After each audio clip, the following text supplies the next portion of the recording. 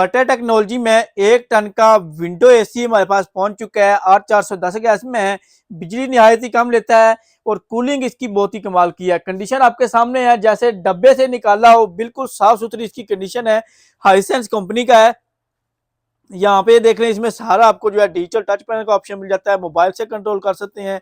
अगर आपके इसके साथ रिमोट लगाना है, यूनिवर्सल रिमोट भी इसके साथ आप अटैच कर सकते हैं। इसमें आपको fan speed, sleep timer, filter का ऑप्शन मिल जाता है। फैन स्पीड के आपको 3-4 ऑप्शन मिल जाते हैं। इसके अलावा इसमें आपको मोड मिल जाते हैं, कूलिंग मोड, जिसमें आपको कूल, ड्राई, फैन और इको का ऑप्शन मिल जाएगा। और यहाँ पे आप ऑन ऑफ कर सकते हैं। और यहाँ पे देख लें, ये इसकी जाली बहुत ही डिसेंट सी इसकी लुक है।